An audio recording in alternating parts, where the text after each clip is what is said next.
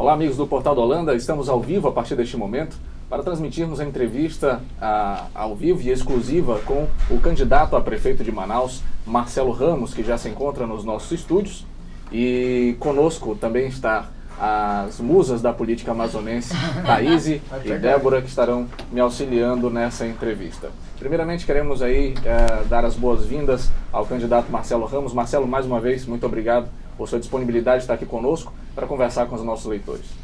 Bem, muito obrigado a toda a equipe aqui do Portal do Holanda e principalmente a todos que nos estão assistindo e dando oportunidade de apresentar à cidade de Manaus as propostas de mudança segura e transformadora para um futuro de retomada do progresso, desenvolvimento da nossa cidade e de melhoria das condições de vida da nossa gente. Muito bem. E ao mesmo passo, marcando presença aqui também está o Wilson Lima, que está aqui atrás de mim. Não sei se vocês estão conseguindo ver, ele está aqui atrás. Veio acompanhar a entrevista do Marcelo. E eu também quero aproveitar e cumprimentar também as colegas. Oi, Thaís, e oi, Débora. Oi, Jack, bom dia, internautas, interajam conosco aqui na live, mandem as suas perguntas que nós vamos fazer ao candidato. E desde já, bom dia, candidato, bom dia, Débora. Bom dia, Jack. É isso mesmo que a Thaís falou, continue, interaja conosco, deixe sua pergunta, tire sua dúvida, porque esse é o momento para você conhecer o candidato que pode representar você na prefeitura aqui da nossa cidade. Seja bem-vindo mais uma vez no Portal da Holanda. Marcelo, então vamos lá. Iniciamos a campanha eleitoral oficialmente, começa hoje, e depois de várias reviravoltas no cenário político local, e agora você, com uma campanha consolidada, está com um bloco na rua. Como foram essas primeiras horas já como candidato oficial e já em campanha para prefeito de Manaus? Jack, olha lá, essa nossa campanha ela é fruto de uma caminhada. Ela não iniciou hoje, ela iniciou lá atrás, quando eu tive a coragem de sair da minha zona de conforto, que seria uma reeleição de deputado estadual, para ser candidato a governador e mostrar ao povo do Amazonas que existe um novo caminho, que existe uma nova geração de políticos com energia, com vigor, com modernidade, conectadas com esse tempo e preparada para guiar os destinos e o futuro da nossa cidade, do nosso estado. Depois eu passei momentos de muita dificuldade, as dificuldades de encontrar um partido que viabilizasse a minha disputa eleitoral, mas quis Deus que eu encontrasse nessa caminhada o Partido da República, o PR, que é o meu partido hoje, e que, fortalecendo e viabilizando a nossa campanha de uma forma humilde, dura, trabalhadora, um trabalho braçal, reunindo todos os dias, olhando nos olhos das pessoas, conversando com as pessoas, mostrando o que a gente acreditava para o futuro da cidade, quis o destino que houvesse esse encontro com novas lideranças que fortalecem o nosso projeto, como o senador Omar Aziz, deputado Paulo Ernei, a ex-primeira-dama Nesme, o deputado Josué Neto, que é o meu vice, que não está aqui porque está cumprindo a sua obrigação na Assembleia Legislativa, 12 deputados, 9 vereadores que passam a compor essa base de apoio e de sustentação à nossa candidatura. O primeiro dia foi um dia de muita alegria. Nós marcamos ontem a 1 minuto, na virada da madrugada, num ponto para iniciar a adesivagem de carros e fomos surpreendidos com a presença de mais de 200 pessoas, a grande maioria jovens, cheio de entusiasmo, cheio de alegria e acreditando muito que isso é uma largada para um futuro melhor para a nossa cidade. E hoje, às 6h30 da manhã, amanheci na Borda do Eldorado, também com uma recepção calorosa das pessoas que se acostumaram a me ver ali na Borda do Eldorado. Ali eu sempre comecei minhas campanhas, ali eu prestava contas dos meus mandatos como vereador, como deputado, e simbolicamente nós iniciamos hoje, e eu posso dizer que o primeiro sentimento que eu tenho, Jack, é de me sentir abraçado pelo povo da cidade de Manaus. O povo da cidade de Manaus começa a me dar as mãos, não para me envaidecer, não para uma vitória pessoal, mas para abrir um caminho para a retomada do desenvolvimento, do progresso e das melhorias e da melhoria de condições de vida da nossa gente. Então eu estou abraçado, é esse o meu primeiro sentimento. Não, eu me empolguei aqui. Nós vemos aí que o candidato tem uma longa trajetória política, né? E agora vem como candidato a prefeito. Eu gostaria de saber, assim, o que levou você a se candidatar à prefeitura de Manaus? O que te motivou mesmo, assim, a engajar nesse projeto? Olha lá. Manaus é uma cidade que recebe gente de todo o Brasil e acolhe com muito carinho. Mas eu preciso dizer que tenho muito orgulho de ser um manauara. Eu sou filho de uma manauara comparintinense. Aqui eu cresci, aqui eu vivi minhas alegrias e minhas tristezas. Aqui eu vi meus filhos nascerem, aqui eu perdi o meu pai, aqui eu perdi uma filhinha que eu tive, a Maria Carolina, na minha história de vida, que teria 12 anos. Por outro lado, eu sou aquele menino que jogou futebol na rua, lá no Dom Pedro, que soltou papagaio lá na Alvorada, que teve a alegria de tomar banho na Ponte da Bolívia, na Cachoeira do Tarumã, e que construiu uma trajetória de vida pessoal, profissional e política que me credencia para me apresentar como um líder que pode juntar pessoas. Tem muita gente que quer o bem de Manaus. Falta alguém capaz de ter a humildade suficiente, a energia suficiente, o vigor suficiente para juntar essas pessoas e extrair o que de melhor todas elas têm a oferecer para a nossa cidade. Então eu quero ser prefeito de Manaus porque me sinto preparado para isso e porque tenho a humildade para fazer um ajuntamento de pessoas. Eu tenho gostado dessa palavra, ajuntamento, sabe? Todos. Porque o futuro da nossa cidade, as coisas boas para a nossa cidade, elas não têm ideologia, elas não têm idade. Tem gente que quer dividir a cidade entre mais novos e mais velhos, entre os de esquerda e de direita. Na verdade, o que faz uma cidade andar para frente é união. Eu não quero dividir a cidade, eu quero unir a cidade. Por isso não adianta provocação, não adianta tentarem brigar comigo. Eu não tenho energia para isso. Eu só tenho energia para passar para as pessoas uma mensagem de esperança e de um futuro melhor. Tá certo. Então a sua campanha vem trazendo uma questão, deseja refletir uma mansidão, uma confiança maior para os eleitores? Olha lá, a nossa cidade... Eu completo só dizendo o seguinte, Marcelo. Nasceu, então, o Marcelo Paz e Amor? É nesse sentido. Não, eu acho que nasceu o Marcelo mais maduro. Tudo na vida...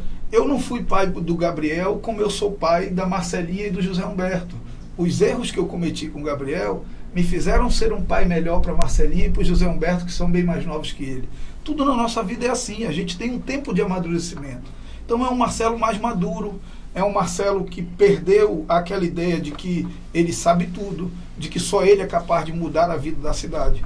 É o Marcelo que entende que o papel do líder é juntar pessoas, inclusive pessoas que pensam diferente da gente, mas que têm contribuições a dar para a nossa cidade. Então essa é a mensagem que a gente quer deixar, uma mensagem de união, de esperança, de um futuro melhor, porque essa é a mensagem que eu ouço das pessoas que querem o bem da nossa cidade. Se nós olharmos as pessoas e lideranças que existem ao meu redor, tem lideranças vinculadas a todos os grupos políticos, justamente por isso, porque o futuro da nossa cidade não tem ideologia. O futuro da nossa cidade, ele vai ser construído por todos que querem o bem dela. E tem muita gente que quer o bem de Manaus como eu. Tá certo. Marcelo, e nesse cenário aí, nós temos vários nomes de peso disputando a Prefeitura de Manaus esse ano. Você é uma delas, dentre tantos outros. Temos aí, inclusive, ex-prefeito, como no caso do Serafim Corrêa, que teve caminhando ao seu lado durante um período no PSB. Como é ter que encarar essas pessoas e ter que confrontar dessa vez alguém tão próximo que foi o ex-prefeito Serafim Corrêa? Olha lá, eu tenho o maior carinho pelo Serafim, o maior respeito. Acho que ele foi um bom gestor. Acho que ele foi um gestor que deixou as contas da prefeitura em ordem, que tratou com responsabilidade a coisa pública.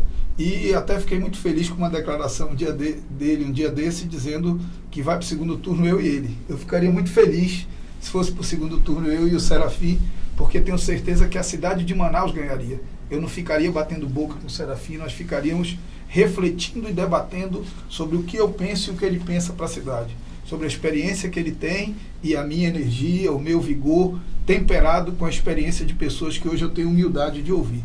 Então, eu não tenho nenhum constrangimento, pelo contrário, eu tenho alegria de poder participar de uma eleição debatendo com um homem como o Serafim Corrêa.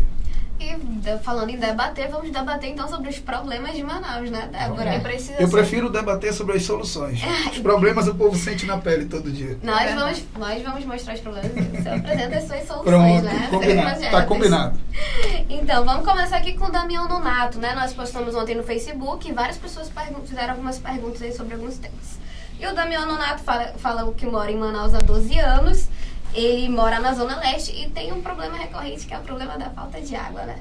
Eu gostaria de saber, o candidato, acompanhando, já que nasceu em Manaus, sabe como é que é, né? Esse problema, quais seriam as suas soluções para tentar solucionar aí essa falta d'água? Ok. Olha lá, Damião, primeiro vamos entender o que aconteceu. Houve uma época que simplesmente não existia água na Zona Leste da cidade de Manaus. foi feita uma obra, o PROAMA, fruto de um empréstimo captado pelo governo do estado do Amazonas. Então, aquilo ali foi uma obra que está sendo paga pelo povo do estado do Amazonas, já que foi um empréstimo. O governo do estado repassou essa obra de graça para a prefeitura. Até aí tudo bem, repassaram de um órgão público para outro órgão público, não tem problema nenhum, isso é algo absolutamente legal. A atual administração da prefeitura pegou algo que foi pago com dinheiro público, que o povo do Amazonas está pagando com o suor do seu trabalho, porque era empréstimo, e repassou de graça para a concessionária de água Manaus Ambiental. Isso é crime. Isso não é razoável. Além de ter repassado de graça, não tem tomado as providências necessárias para garantir o cumprimento do contrato. Todo o tempo para a captação de água lá e milhares de pessoas na Zona Leste e Zona Norte ficam sem água. É preciso acabar com isso, é preciso firmeza no trato com a concessionária de água, que é a Manaus Ambiental. É preciso garantir que ela cumpra as regras do contrato. Por exemplo, ela não cumpre nada das regras do contrato que estabelecem metas para tratamento de esgoto, simplesmente porque ela recebe 100% de taxa de esgoto, mesmo quando ela não trata. Ela recebe 100% de taxa de esgoto para recolher o esgoto da nossa casa e jogar sem tratamento num curso de água. Ela recebe para poluir os cursos de água na área urbana da cidade de Manaus. Isso é uma covardia com a cidade. Esse contrato precisa ser repensado e é preciso mais firmeza e mais autoridade da prefeitura na garantia do cumprimento das metas estabelecidas. Fora isso, é necessário uma manutenção mais razoável para que não haja tanta paralisação lá na captação da Zona Leste. Para você ter uma ideia, a Ponta do Ismael, que é uma captação de água muito mais antiga do que o PROAMA, eu não lembro dela ter tido uma paralisação total da cidade. O PROAMA, em pouco tempo de inaugurado, já teve 2 ou 3 paralisações totais do fornecimento de água. Isso significa que há fragilidade na manutenção, e só há fragilidade na manutenção porque há pouca firmeza da prefeitura no trato com a concessionária. Nós vamos mudar isso, nós vamos ser firmes e vamos garantir que a água jorre o ano inteiro na sua torneira. Marcelo, o que você está dizendo, então, relacionado à água aqui, uma vez prefeito de Manaus, vai ser solucionado ou pelo menos reduzido? O que exatamente você está nos dizendo sobre isso? Olha lá, Jack, é efetivamente solucionado. Houve um tempo que era difícil prometer isso, que seria irresponsável prometer isso, porque a gente só tinha uma captação de água, que era a Ponta do Ismael, na Zona Oeste. Era difícil você tirar água da Zona Oeste e jogar lá no distrito, lá na Zona Leste, lá no Puraquequara, se bem que Puraquequara é poço, né? Mas lá no São José, lá no Zumbi, lá no Armando Mendes. Hoje você tem uma outra captação de água lá do outro lado, com capacidade suficiente para atender toda a Zona Leste e Norte da cidade. Então hoje não é nenhuma irresponsabilidade prometer que vai garantir água na casa das pessoas o ano inteiro. Basta firmeza e uma relação republicana entre a prefeitura, pelo seu governante, com a concessionária, que é a Manaus Ambiental. Certo, candidato, aproveitando já o assunto, em 2015, mais de 700 toneladas de lixo foram recolhidas da cidade de Manaus, de acordo com a CEMUSP. Eu gostaria de saber, em relação a tornar a cidade mais limpa, a questão da iluminação também, afinal Manaus vem sendo, começou com a Copa, agora com as Olimpíadas, está sendo cada vez mais visível. Quais são as suas propostas para essa questão? Olha lá, em relação a lixo, a prefeitura simplesmente ignora a política nacional de tratamento de resíduos sólidos, que parte de algumas premissas. Primeiro, reciclar o que pode ser reciclado. Segundo, não fazer lixo o que não é lixo. E só jogar no aterro sanitário o que efetivamente não pode ser recuperado. Nós precisamos ter uma política de reutilização e de reciclagem. Isso é a base da Política Nacional dos Resíduos Sólidos, para garantir que diminua o volume de lixo na cidade de Manaus. E o que não tiver jeito, tiver que dar um destino final no aterro sanitário, que esse destino seja dado de uma forma ambientalmente responsável. É óbvio que para isso nós precisamos de um intenso trabalho de educação ambiental, né? Sem isso ninguém consegue. Nós precisamos ter mais coleta seletiva, nós precisamos ter mais conscientização para que as pessoas façam compostagem em casa, para que as pessoas utilizem material. Nós precisamos entender que é fundamental que a coleta seletiva ela tem que ser feita na origem, não no destino. Não dá para fazer coleta seletiva já lá no lixeiro, porque se molhar o papelão ele já não serve para reciclagem. Então são coisas que com orientação, com trabalho de educação ambiental, com um trabalho muito sério que nós queremos fazer com as escolas. Eu quero que o seu filho, ele cresça sabendo e criando consciência ambiental. A nossa ideia é que, por exemplo, no Corredor Ecológico do Mindu, nós vamos identificar todas as escolas que existem no curso do Corredor Ecológico do Mindu e elas vão ter pequenos laboratórios de análise de água do Mindu. As crianças vão crescer cuidando daquilo ali como um patrimônio seu. Isso muda radicalmente a forma das pessoas olharem a cidade. Nós queremos devolver para a cidade patrimônios fundamentais que a natureza nos deu, que não foi preciso construir. E o Corredor Ecológico do Mindu é um desses. Então, eu acredito que esse caminho, pela educação, pela conscientização das novas gerações, ele é um caminho que será muito eficiente. Isso também inclui os igarapés, né? Que hoje, antes era lazer, hoje são uma ameaça para a saúde de muitos. Eu tenho um sonho, a gente tem conversado com muitos técnicos, o igarapé do Mindu ainda é um igarapé vivo, né? Um igarapé que, se parar de poluir, se parar de jogar esgoto sem tratamento, ele mesmo se recupera, né? E eu tenho certeza que nós vamos encontrar parcerias com o INPA, com a universidade, com instituições de pesquisa, para que a gente possa retomar a vida ali daquele que é um patrimônio natural oferecido por Deus à nossa cidade. Em relação à iluminação pública, é lamentável que a cidade só seja olhada até a Bola do Coroado. Se você olhar até a Bola do Coroado, a cidade está muito bem iluminada. Mas a grande maioria das pessoas não mora até a Bola do Coroado. A grande maioria das pessoas mora na Zona Leste, na Zona Norte, nas áreas mais periféricas da cidade, e essas áreas foram completamente abandonadas pela Prefeitura no que diz respeito à iluminação pública. Nós precisamos de um trabalho sério. Hoje todo mundo paga uma taxa de iluminação pública, existe um recurso específico para isso, e a cidade precisa ser bem iluminada. Porque cidade bem iluminada é uma cidade que garante uma tranquilidade maior para você. Cidade bem iluminada é a cidade mais segura. Eu costumo citar um exemplo. Como eu disse, meu pai morreu quando eu tinha 12 anos e minha mãe, com 32 anos, ficou viúva com 4 filhos. Eu morava no Dom Pedro e ia de ônibus para aula de inglês. E aí eu me mudei para o centro, para a casa da minha avó, e passei aí andando. Eu morria de medo de passar no Largo de São Sebastião. Você que mora aí no entorno do Largo de São Sebastião, lembra que antes era um lugar escuro, sujo, tinha muita prostituição, muito assalto. Hoje é um lugar absolutamente seguro. O Largo de São Sebastião hoje é seguro porque tem polícia? Não, o Largo de São Sebastião é seguro porque é iluminado, porque é limpo, porque tem atração cultural, porque as famílias podem frequentar. Cidade bem cuidada é a cidade mais segura. Medellín reduziu a sua taxa de homicídio de 380 homicídios por 100 mil habitantes para 16 homicídios por 100 mil habitantes. Não foi só com polícia, foi com o reordenamento da cidade, com o cuidar melhor da cidade. Nós vamos fazer a iluminação chegar nas ruas das áreas mais distantes da nossa cidade. Porque iluminar bem uma rua é garantir que as pessoas tenham a vida um pouco mais segura. Candidato, vamos falando então sobre segurança pública, né? Recentemente tivemos um arrastão ali na Universidade Federal do Amazonas. Frequentemente também nós temos arrastões na Avenida da Djalma Batista, né? Estudantes que estão saindo lá do CEL, de outros cursos preparatórios, e acabam sofrendo com esse problema. Além da iluminação, o senhor acredita que a Prefeitura pode contribuir com mais alguma coisa para a segurança pública, para melhorar isso? Candidato, antes de o senhor responder, a gente já aproveita para direcionar essa resposta para Dri Maia. Ela faz uma pergunta. Marcelo Ramos, em relação à segurança pública, quais são os seus projetos? Olha lá, Dri Maia e todos vocês que estão nos ouvindo. Alegria responder para você, Dri, e para todos, né? Nós incluímos no nosso plano de governo um programa que chama Cidade Segura. Óbvio que polícia é de responsabilidade do governo do estado, mas segurança pública não é só polícia. A guarda municipal na porta da escola municipal é segurança pública, e nós vamos fazer concurso para a guarda, equipar a guarda, melhorar as condições de trabalho da guarda municipal e criar a brigada escolar da guarda municipal, para que toda escola tenha um guarda municipal. Você colocar a guarda municipal no terminal de ônibus, nas praças, isso tudo é segurança pública.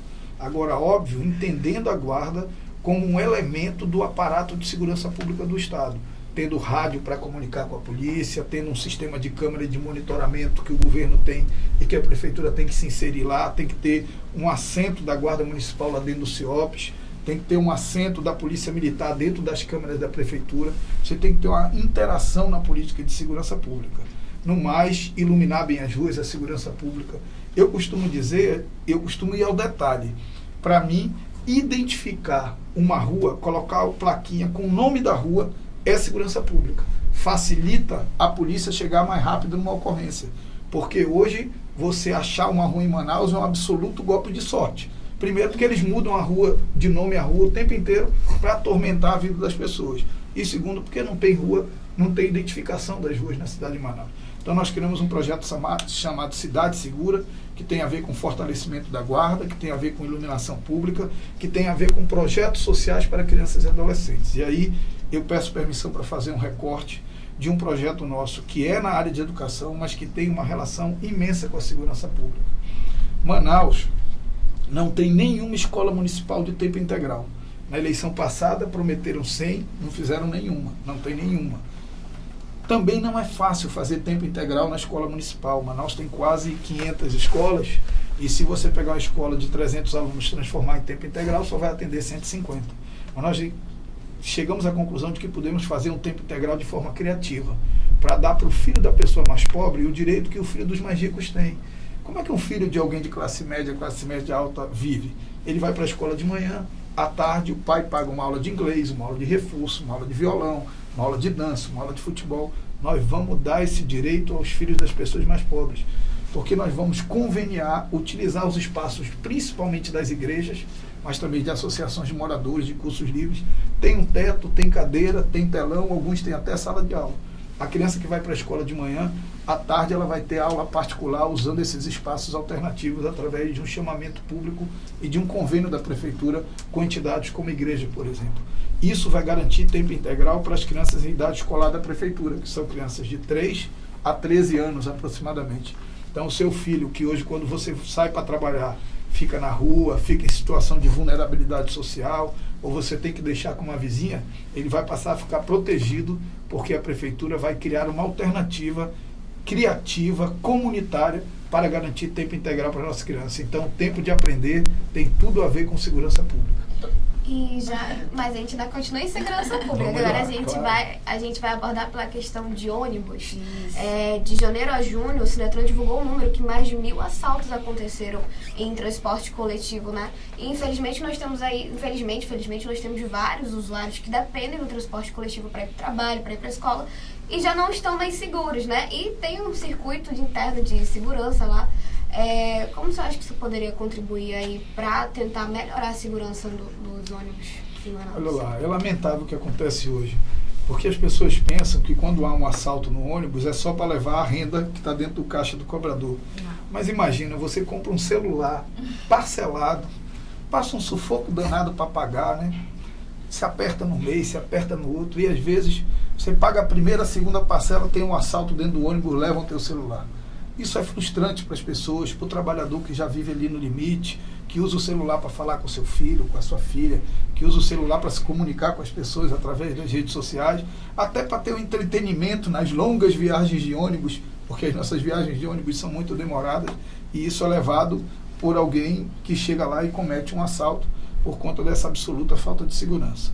Não dá para ter um policial ou um guarda municipal dentro de cada ônibus. São aproximadamente 1.400 ônibus em Manaus. Mas é possível que a polícia militar, junto com a polícia civil e junto com a guarda municipal, faça um trabalho de inteligência, identificar de onde vem esse tipo de ocorrência, quais são as linhas que tem mais ocorrência e orientar uma ação de segurança pública para essas áreas. Esses assaltos não acontecem em qualquer hora, em qualquer dia. Esses assaltos acontecem em regra à noite, em regra em linhas que fazem trajetos por áreas mais abandonadas, mais iluminadas da cidade. Se a prefeitura, junto com o aparato de segurança pública, fizer um trabalho de inteligência, nós podemos diminuir drasticamente essas ocorrências. É certo. E cada assunto interliga ao outro. A gente falou de educação, falou sobre a questão do transporte, da segurança. Agora a gente vai para uma área que eu acredito que é do seu conhecimento maior, talvez por ter sido representante do transporte público aqui na cidade de Manaus, as propostas para tentar proporcionar um conforto para os usuários do transporte coletivo. E eu já acrescento aqui o questionamento da Luciana Ferreira, né? Gostaria de saber do Marcelo Ramos a questão do ônibus em Manaus. A população não pode ficar nas mãos desses empresários que estão milionários, que traz ônibus sucateados. Bom